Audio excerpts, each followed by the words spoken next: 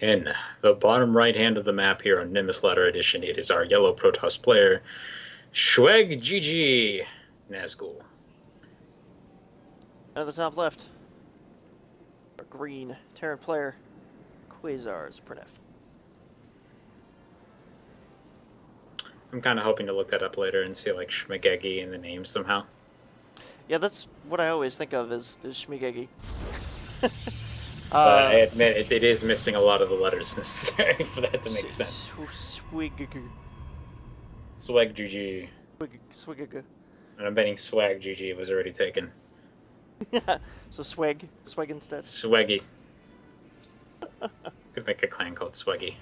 Okay. Swagger. So, even though we know, I have to ask, what are these guys gonna do? Well, Printf didn't get Protoss, so he's going to Reaper Rush, and Nazgul is going to probably blink all in or try to cannon rush Printf. Well, or go DTs. I would be a fan of the DTs. very. Oh, always a fan of DTs. Yeah. Very cheesy. Very effective. Basically, these guys like one base plays, and if either of them ever did a like fast expand without like mind gaming their opponent beforehand, I'd be kind of impressed. I'd be more terrified myself. Yes, it would be very interesting. Just watching it would be terrifying. We haven't seen them do anything else. Yeah, the only time I've ever seen them fast expand is when they think they've convinced the other person that they're cheesing. In other words, it happens because of something else triggering it first. Yes. Someone pulls the trigger too early. Or they're like ninja expanding. Ninja expanding is always acceptable, no matter who you are. So, I know Printf likes to cannon rush his Protoss and Reaper Rush, or Mass Reaper in this case, as Terran. What does he do when he's Zerg? Bizarrely enough, the one time I did see him play Zerg, he kind of played a macro game. Kind of what? Then he wanted to mute us. What? Macro game? Yeah, basically the way he said it, he said that he doesn't. He finds that Muta play is the closest to Phoenix play, which is what he used to do with Protoss before he started cannon rushing all the time.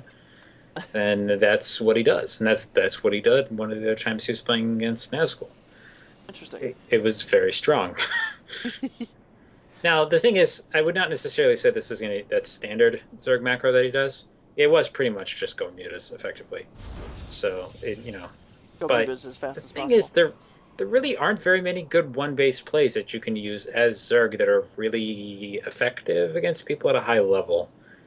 I mean, you can't rely on a temple. A temple, I'm sure, is something he'd be willing to throw in, but like, I don't think you want to do that first time you play against somebody when you got that kind of reputation. They'll see it coming a mile away. Right.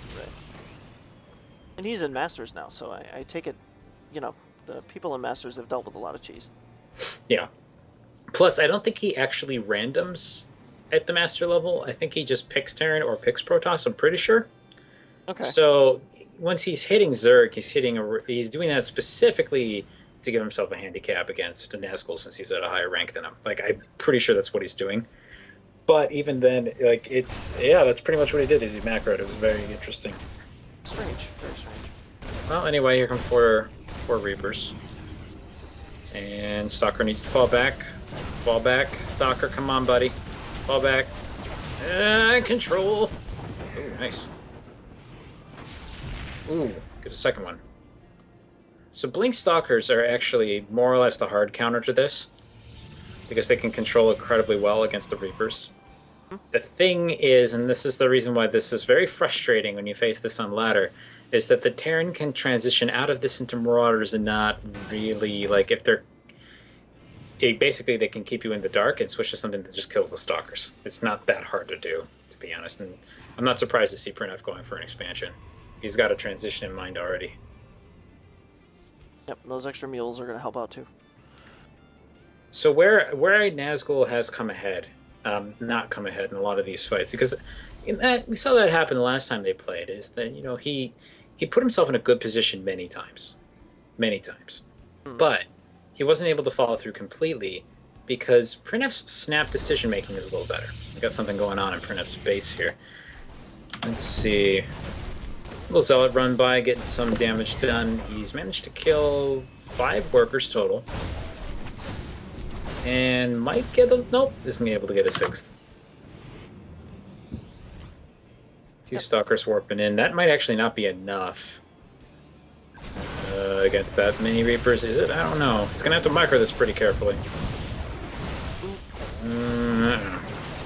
And no, I think the Stalkers come out just barely on top of this. The fact that he can just keep the Reaper count down is really the most important thing. Obviously doesn't want to be losing the Stalkers, but still.